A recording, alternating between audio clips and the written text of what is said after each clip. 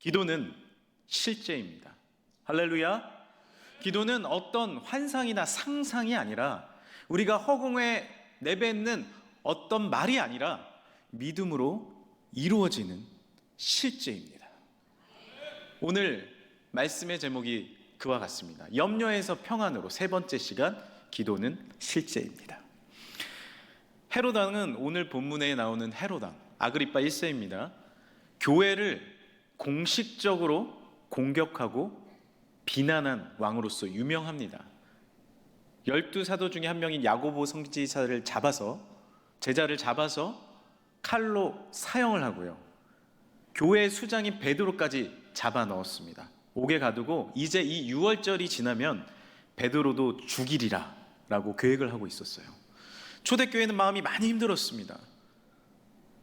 교회의 가장 리더인 베드로마저 죽게 된다면 전체적으로 흔들릴 수밖에 없는 상황이었어요. 헤롯 왕은요, 베드로를 죽이기 위해서 계획을 많이 세웠습니다.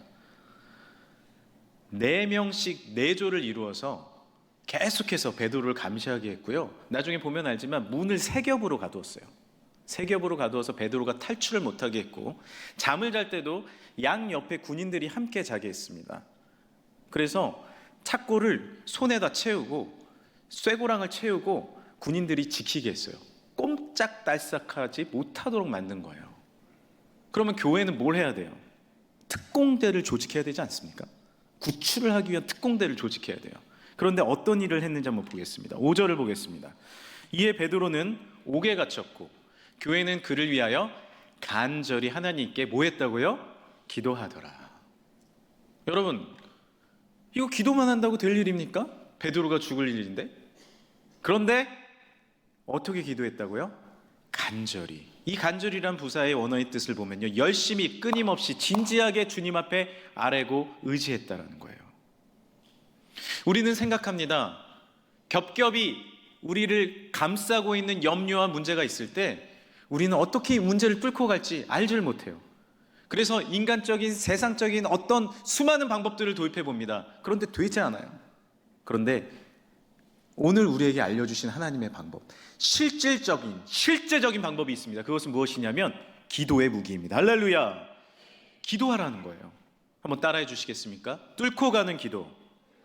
교회에 나와서 주님을 믿는 수많은 분들이 이야기하는 간증이 있습니다. 뭐냐면 내 힘으로 될 줄 알았다는 거예요.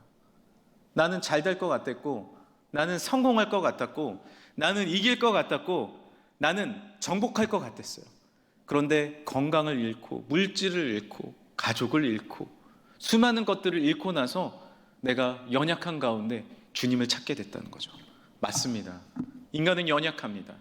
우리는 부족합니다. 우리는 한계점에 부딪히게 됩니다. 우리에게 필요한 것은 무엇이에요? 내 힘을 마치 고체 덩어리를 떨쳐버리는 로켓과 같이 모든 것을 내려놓고 다시 한번 기도의 추진력을 얻을 때 주님의 힘으로 그 모든 것을 뚫고 올라가는 능력을 허락하실 줄 믿습니다. 그것이 하나님의 은혜라는 겁니다. 기도는 상징적인 것이 절대 아닙니다. 하나님의 놀라운 실제적인 역사임을 믿으시길 바랍니다. 제가 교육 전도사 시절이었어요. 제가 첫째 딸을 낳았는데 야심차게 임신을 한 걸 알고 출산을 준비했습니다. 그때는 제가 시간이 많았기 때문에 어떻게 준비했냐, 탄산음료는 아내에게 절대 먹지 못하겠어요. 아이가 깨끗한 피부로 태어나기 위해서는 탄산음료 먹으면 안 돼. 그리고 아내가 무리하게 하려면 무리하지 마, 내가 설거지할게, 가만히 있어. 그리고 뭐 기름기 있는 거 먹으려면 살코기만 골라줬고요, 엄청나게 옆에서 제가 관리를 다 해줬습니다. 근데 아이가 태어났어요. 아토피예요. 근데 아토피도 이게 심한 아토피인 거예요. 아침에 일어나면 코 밑으로 빨개요. 다음날 일어나면 코 위로 또 빨개요. 왔다 갔다 하는 겁니다. 절반으로 빨개요. 그래서 애를 데리고 나가면 애가 왜 이래요? 뭐 친구들 만나면 애가 왜 이래? 막 이러는 거예요. 그러니까 이게 마음이 힘든 거예요. 어떻게 했냐면 베드로가 양쪽 손을 착고에 이렇게 갇혔듯이 아이의 손을 꽁꽁 묶었어요. 밤에 잘 때 수건으로. 그리고 그 손을 수갑처럼 내 손에 메고 잤습니다. 아내는 반대쪽 손을 메고 자고. 왜냐하면 밤에 막 긁으니까. 그래서 고민이 되는 거예요. 근데 저희 당시 교회에 피부과 관련된 전문의가 있으셨어요. 그래서 제가 집사님께 여쭙습니다. 집사님, 우리 아이가 이런 상황이에요. 저는 사이다도 안 먹였고요, 콜라도 안 먹였고 다 이랬는데 왜 아토피예요? 이거 어떻게 하면 좋습니까? 그러니까 집사님이 탁 듣더니 이렇게 얘기를 해주시는 거예요. 전사님, 기도하세요. 기도하세요. 하나님 살아계시잖아요. 제가 그 얘기를 딱 듣는데 진짜 망치로요, 제 머리를 꽉 맞는 것 같았어요. 저는 교육자인데요, 기도할 생각을 못한 거예요. 하나님 앞에 먼저 기도해야 되는데. 제가 그때부터 아이를 신생아를 끌어안고요, 아내랑 새벽 기도를 나가기 시작했어요. 방법이 없는 거예요. 해결이 안 되는 거예요. 매일 나갔습니다. 어떻게 됐게요? 깨끗이 나왔습니다. 할렐루야. 하나님이 기도하기를 원하신 거예요. 왜 가장 실제적인 기도의 방법을 내려놓고 내 힘으로만 자꾸 로켓을 쏘냐고요. 저는 그때 깨달았어요. 기도는 실제라는 것을요. 할렐루야. 엘리사가 아람 군대에게 뒤덮였을 때 기억하십니까? 엘리사가 눈을 떠보니까 아람 군대가 자기를 잡으러 출동한 거예요. 선지자가 자꾸 아람 나라를 괴롭히니까, 기도로 괴롭히니까 이 사람을 잡겠다고 보낸 겁니다. 열왕기하 6장 14절에 왕이 이에 말과 병거와 많은 군사를 보내며 그들이 밤에 가서 그 성읍을 에워쌌더라. 세 겹으로 에워싼 겁니다. 말과 병거와 수많은 병사들이. 그의 종 사환이 눈을 딱 떠니까 이거 죽게 된 거예요. 엘리사를 깨웁니다. 선생님, 우리 죽게 됐습니다. 어떻게 합니까? 큰일 났습니다. 눈을 들어서 보세요. 눈을 딱 들어보면서 엘리사가 하는 말이 있어요. 저들보다 우리와 함께한 자가 더 많다. 보니까 자기하고 선생님 둘밖에 없거든요. 아니, 정신 차리세요, 선생님. 이거 장난이 아닙니다. 그러자 엘리사가 이렇게 이야기합니다.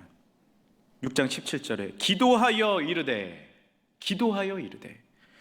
여호와여, 원하건대 그의 눈을 열어서 보게 하옵소서 하니 여호와께서 그 청년의 눈을 여심해 그가 보니 불말과 불별거가 그 산에 가득하여 엘리사를 둘러쌌더라. 할렐루야. 하나님 앞에 기도하니까 사환이 뭘 본 거예요? 내 눈에는 수많은 나를 공격하는 군사들만 보입니다. 내 눈에는 나를 공격하는 환경들만 보여요. 내 능력은 1차 발사체밖에 되지 않는 거예요. 성층권과 10권을 만나지니까 무너져 버리는 거예요. 그러나 하나님의 능력은 무엇이에요? 기도하니까 거기를 뚫고 가게 역사해 주십니다. 할렐루야. 주님의 방법대로 믿음으로 사니까, 기도하며 믿음으로 나아가니 하나님께서 역사를 일으켜 주시는 것입니다. 실제로 이 병사들은요, 갑자기 눈이 보이지 않게 돼요. 그래서 다 포로가 돼서 어디론가 잡혀갑니다. 엘리사가 일로 오세요, 보이지 않으니까. 그래서 간 곳이 이스라엘의 수도, 그 당시 북이스라엘 수로 사마리아에 가서 다 포로가 됩니다. 그래서 오히려 먹을 걸 줘서 보내요. 그렇게 역사가 일어난 것입니다. 할렐루야. 오늘 말씀에도 베드로를 위해서 교회는 뭘 했다고요? 간절히 집중하여 기도하였더라. 여러분, 기도 수첩 적어보셨어요? 저는 기도 수첩 적어본 적이 있어요. 기도하면서 수첩을 적습니다. 하나님, 이렇게 원합니다, 이렇게 해주세요. 그런데 적다가 잊어먹고 어딘가 놔둔 거예요. 한 1년쯤 지나서 내가 기도 수첩 적었는데 어디 놨더라? 그래서 막 뒤져봤습니다. 그러니까 서랍 한 구텅이에 있더라고요. 빼서 읽어봤는데 깜짝 놀랐습니다. 하나님이 역사하신 거예요. 1년 만에. 할렐루야. 기도가 이루어졌고요, 이루어지고 있고요, 또한 내가 생각하지 못한 방법으로 하나님께서 역사하셨고요, 놀랍게 이루어진 것을 제가 발견한 적이 있습니다. 기도는 놀라운 실제가 돼서 우리 가운데 역사하시는 줄 믿으시길 바랍니다. 교회가 함께 기도했을 때 베드로에게 어떠한 일이 일어났습니까? 놀라운 능력이 일어난 거예요. 사도행전 12장 7절을 원문 번역 성경으로 읽어보겠습니다. 그런데 보라, 주님의 천사가 갑자기 나타나더니 감옥에 빛이 환하게 비쳤다. 천사는 베드로의 옆구리를 쳐서 깨우며 빨리 일어나다 라고 말을 하였다. 그러자 그의 두 손에서 쇠사슬이 떨어져 나갔다. 할렐루야. 그래서 베드로는 일어났어요. 12장 9절에 보면 원문 번역 성경에 이렇게 기록되어 있습니다. 베드로는 천사를 따라 나가면서도 천사가 하는 일이 실제로 일어나는 일인 것을 알지 못하고 환상을 보는 줄만 생각하였다. 여러분, 뭐라고 써 있어요? 이 놀라운 기도가 실제입니다. 할렐루야. 그런데 베드로는 처음에는요, 환상이라고 생각한 거예요. 우리는 기도를 이렇게 바라볼 때가 있습니다. 이거는 그저 환상이겠지, 그저 일어나겠지. 배를 그 방향으로 돌려놓질 못하는 거예요. 그러나 하나님은 우리의 옆구리를 다시 치십니다. 야곱의 환도뼈를 치시는 거예요. 기도는 실제로 일어나는 거야. 일어나! 문이 열렸어! 착고가 풀렸어! 쇠사슬이 풀렸어! 믿음으로 나아가. 할렐루야! 주님께서 이끌어 가시는 거예요. 며칠 전에 저는요, 이제 수요 예배를 마치고 몸이 좀 이상한 거예요. 몸이 안 좋아. 그래서 다음날 일어났는데 목요일 날 목소리가 안 나오는 거예요. 그래서 병원에 갔습니다. 이 코로나는 아닌데 목이 안 좋다는 거예요. 이게 말만 하면 기침이 나고 이게 안 되겠는 거예요. 그래서 이번 주 설교를 계속 준비를 하고 있는데 내가 설교를 할 수 있을까? 이런 생각이 들었습니다. 금요일이 되었습니다. 낫지를 않는 거예요. 그래서 제가 빨리 나려고 병원을 또 갔습니다. 그런데 퇴근할 때가 돼도 목소리가 돌아오질 않고 말을 몇 마디를 못 하겠는 거예요. 오랫동안 할 수가 없는 거예요. 그래서 하나님, 이거 어떡합니까? 설교 준비 다 해놨는데. 그래서 이번 주 설교를 또 원로 목사님한테 부탁해야 되나? 부목사님한테 부탁해야 되나? 이런 생각을 하고 있었어요. 그래서 집에 이제 운전을 하고 가는데 갑자기 하나님이, 신목사 정신 차려. 네? 너 이번 주에 설교 뭐 준비하고 있어? 기도는 실제입니다 준비하고 있는데요. 너 정신 차려. 너 왜 안 나온다고 생각해? 너 1, 2, 3부 다 할 수 있어. 할렐루야. 기도는 실제라는 거예요. 하나님 앞에 제가 회개했어요. 하나님, 저 회개합니다. 하나님께서 단에 다시 세우셔서 힘차게 설교하게 하실 줄 믿습니다. 그래서 제가 그 목소리 안 나올 때 제가 적은 걸 그대로 읽어드릴게요. 사실 이 설교문을 다시 다듬을 때만 해도 목소리가 잘 나오지 않았습니다. 그러면서 적은 거예요. 그런데 오늘 저는 믿음으로 이 자리에 섰고 목소리는 주님이 회복시켜 주셨습니다. 할렐루야. 그때 적은 거예요. 그때 적은 거예요. 믿음으로요. 하나님은 기도할 때 실제로 응답해 주십니다. 천사는 베드로에게 이제 허리띠를 메고 신을 신어라.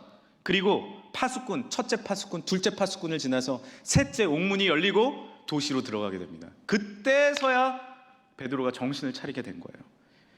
12장 11절 12절을 보겠습니다. 이에 베드로가 정신이 들어 이르되 내가 이제야 참으로 주께서 그의 천사를 보내어 나를 해솔의 손과 유대 백성의 모든 기대에서 벗어나게 하신 줄을 알겠노라 하여 깨닫고 마가라는 요한의 어머니 마리아의 집에 가니 여러 사람이 거기서 모여 뭐하고 있더라?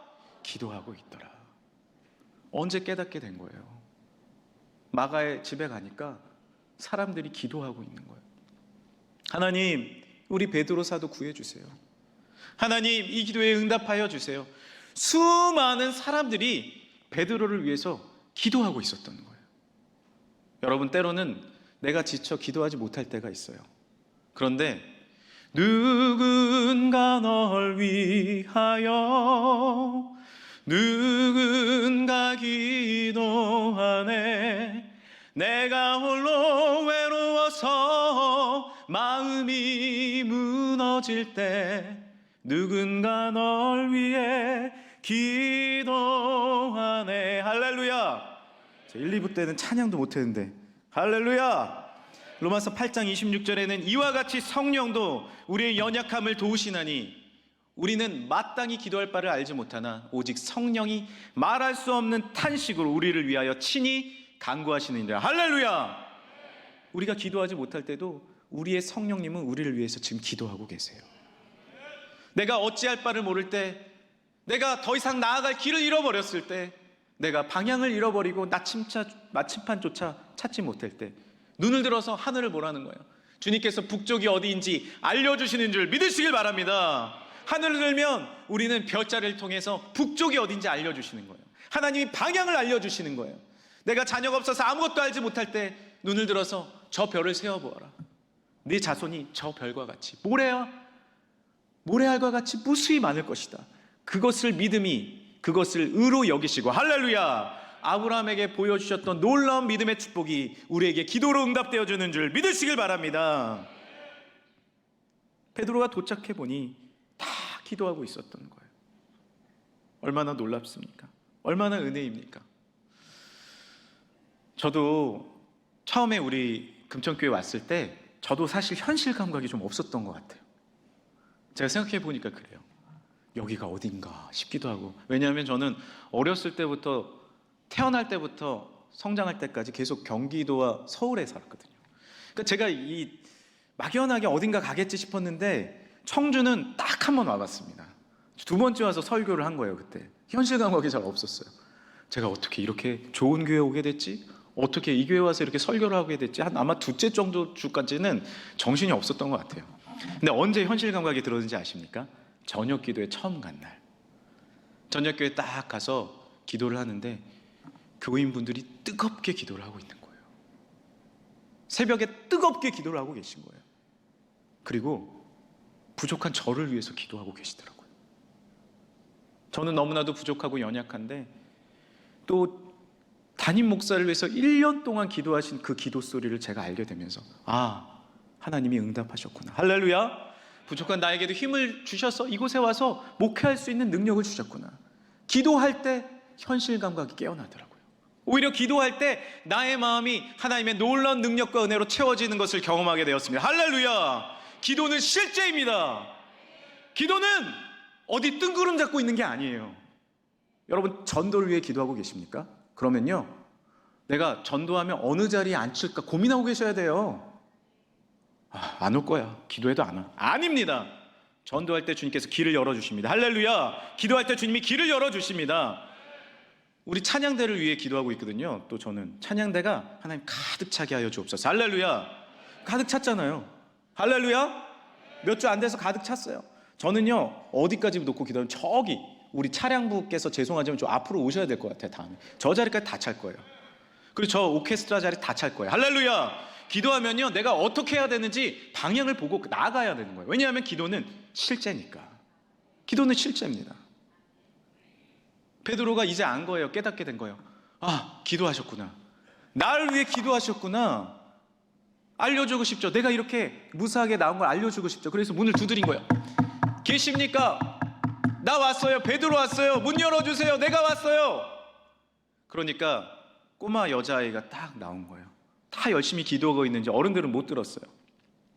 로데라는 여자아이가 듣고 문을 열어야 되는데 너무 기뻐가지고 어른들한테 막 달려갔어요. 여러분, 성도 여러분, 어른들, 베드로가 왔어요. 베드로 사도가 돌아왔어요. 그러니까 사람들이 뭐라고 얘기합니까? 사도행전 12장 15절. 그들이 말하되 네가 미쳤다. 네가 들은 거는 그의 천사야 라고 이야기를 한 거예요. 그러니까 베드로가 문 두드리기를 그치지 않은 거예요. 문 열으세요, 문 열으세요. 그러니까 뭔가 문 소리가 들리니까 문을 열었는데 베드로가 있으니까 어떻게 됐다고요? 모두 놀라 자빠진 거예요. 기도를 하면서도 믿지 못하는 우리의 모습과 같습니다. 그러나 이 여자아이의 믿음이 얼마나 귀합니까? 제가 여기서 유명한 예화를 안 할 수가 없습니다. 아마 여러분도 한 번쯤은 들어보셨을 거예요. 한 시골 교회에서 가뭄을 맞게 됐어요. 그 지역이 다 가뭄 거예요. 비가 내리지 않아요. 너무나도 힘이 드니까 함께 모여서 특별 기도회를 연 겁니다. 하나님, 우리를 불쌍히 여겨주세요. 이제 더 이상 가물면, 비가 오지 않으면 우리 모두 농사가 이제 주저앉게 되었습니다. 기도를 열심히 한 거예요. 찬양하고 기도하고. 그리고 이제 그 기도회가 끝나고 집에 가려고 하는데 갑자기 투투투투투투 하는 소리가 들리더니 소나기가 세차게 내리기 시작하는 겁니다. 교회가 난리가 났습니다. 할렐루야. 주님 응답하셨습니다. 주여 역사하셔서 감사합니다. 그런데 문제는 뭐예요? 우산을 갖고 온 사람이 한 명도 없는 거예요. 우산을 안 갖고 왔네? 김 집사 비 올 거라고 생각 못했어? 권사님도 못했잖아요. 장로님도 못했잖아요. 목사님도 안 갖고 온 거예요. 그런데 그때 비키세요 하더니 꼬마의 여자아이가 우산을 탁 펼치면서 도도하게 걸어갔다는 겁니다. 그 여자아이는 믿고 있었다는 거예요. 하나님이 비를 내리실 것을. 기도하십니까? 믿으시길 바랍니다. 기도를 못하는 이유는 두 가지입니다. 첫 번째는 하나님이 살아계시지 않아서 그렇게 믿고 있어서. 불신자들이죠. 불신자한테 기도하라고 해보세요. 계시지도 않는 하나님 앞에 뭐하러 기도합니까? 두 번째는 하나님은 믿는데 내가 기도하면 들어주신다는 것을 못 믿어서, 그래서 기도를 안 해요. 이것은 믿는 사람에게 해당됩니다. 여러분, 하나님을 믿으신다면, 천지 만물을 창조하시고 지금도 생사화복을 주관하고 계시고 전지전능하신 하나님을 믿으신다면, 지금 살아서 그 역사하신 하나님께 기도할 때 기도도 응답하신다는 것을 믿으시길 바랍니다. 구하면 주신다 말씀하셨습니다. 할렐루야. 찾으면 찾는다 말씀하셨습니다. 할렐루야. 주께 구하면 내 입을 크게 열면 내가 채우리라. 주님이 주신다 말씀하셨어요. 오늘도 믿음으로 기도하는 우리 모두가 되길 간절히 소망합니다.